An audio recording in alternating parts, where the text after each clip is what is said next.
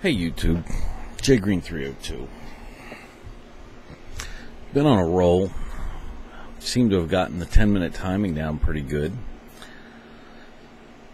Still mowing through my things that I think have been missed a lot and focusing on them. This one, I guess, would probably be Medical Tips and Tricks Part 1. You see all over YouTube, everybody talks about their medical kits, so I'm not going to go over it.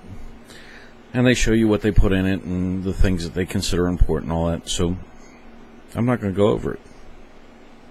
I'm going to talk to you about what I think they're missing.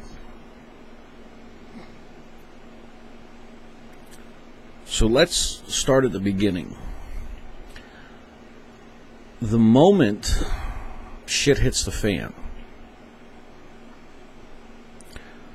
one of the top 3 priorities that instantly have to go into play is that health is paramount. Cuts, scratches, and injuries without proper medical facilities can lead to infection, disease, and so many other things that the best medical kit you can have is exercising caution.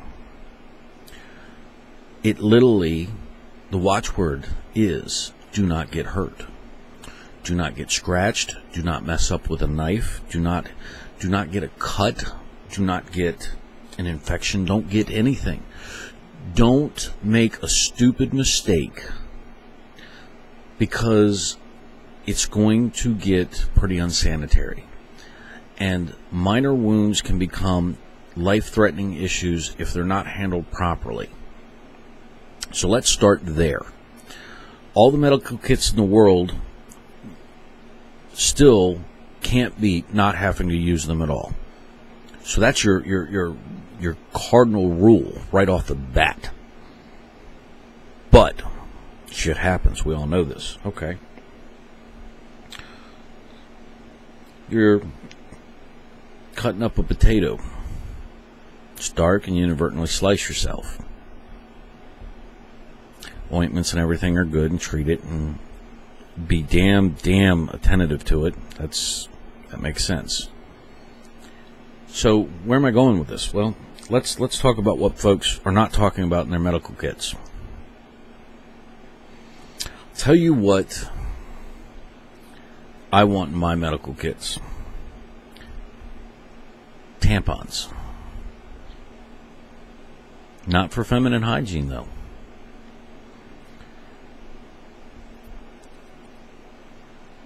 In a shit hits the fan scenario,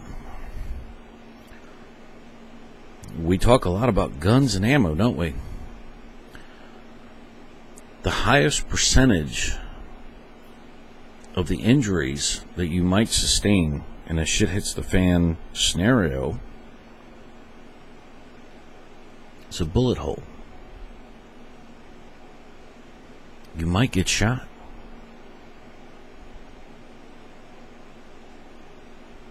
People get shot, especially when people are shooting guns. Now, if it hits you in the head, you're dead. This discussion's over.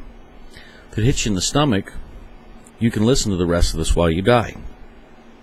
If it hits you in the arm, you can survive. Tampons, or at least a tampon or 2, should actually be on your person with your clips. I'll tell you why. Give you a scenario. Your house is being assaulted. You're defending against people who are shooting at you, and you are shooting back. You get shot, hopefully in your left arm if you're right-handed, and you're starting to bleed a lot. Well, all that physical activity is only going to cause you to bleed a lot more. Well, this is going to drain and rob you while you continue to defend. Imagine if you had a tampon on you. Some of you are probably sitting there going, where the hell is he going with this? Well, tampons are the absolute best instant treatment for a bullet wound. Peel the package, stick it in the hole, keep shooting. Yeah, some of you just had the light bulb go on. Its primary function actually winds up being the perfect fast medical solution to a bullet hole. Why do you have two? Because it might have went all the way through and you might need both. If you get shot again, you start to see my point. So tampons in a medical kit for non-female hygiene use, probably one of the most important things that you can have, and to have it on you for treating yourself so that you can continue the fight.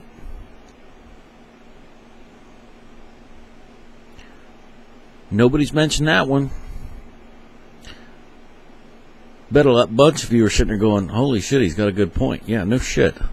So why are you hearing it from me first? I hope not, but you know, it's not out there. It's not being talked about. This is shit I'm trying to cover with everybody. If you get shot and you survive the encounter and you win, now your medical kit helps you to deal with it. But the tampon is going to get you to the point where you can sew it up. Now, this is where you want your booze. Booze is a medical aspect more than a barter one. Because I'll tell you what, you're going to eat a whole bunch of aspirin, and you're going to have to sit down without a local anesthetic, and you're going to have to sew that wound up, and you're going to have to hope that it heals, because you can't go to a doctor, you can't get professional medical treatment. So you're going to have to either sew it up yourself or have somebody sew it up for you. You're going to really want to get drunk for that, and it's going to hurt like a bitch for a month and a half. And this is just, we're talking, oh, he just got, a little flesh wound in the arm, bullet went in and out. It only gets worse. So I hear a lot of folks talking about the booze as trade and barter items. Well, I don't drink and I don't this. I'm a God-fearing, Christian and all. You get shot, you're going to be a drinker. Real quick, you're going to be getting drunk. Tons of aspirins. The only other thought I have on this is that in a lot of the things that I see, I would strongly urge more cold and flu medications. NyQuils, and obviously the tablet forms or the gel forms. Everybody puts in their medical kit antibiotics and a lot of those stuff. Get a cold, get a flu. What do? Crawl up in your bed and you sit there with a fever. You feel like complete shit. You're having a hard time functioning. You really think that you can do a gunfight in that? Really think you can stay up through the night and guard the family when you feel that bad? Colds are common.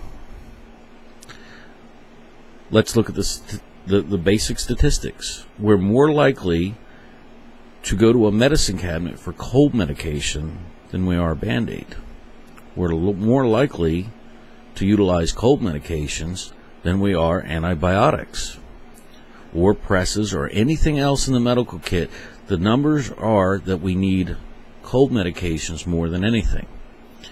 And when I look at most of the videos, cold medications are rare or non-existent. Yet the statistics bear out that it's the reverse that is going to be needed in quantities, especially if you have kids And especially if it's in the wintertime. I mean, let's face it, common sense. So these are my thoughts on the absences in the medical kits. I hope some of this was some good tips. All of them are cheap, fast, and easy to correct. By tonight, all of you can have them fixed. What's a couple of bucks to have all that extra capability? I think so. Thought I'd share it. Thanks for listening.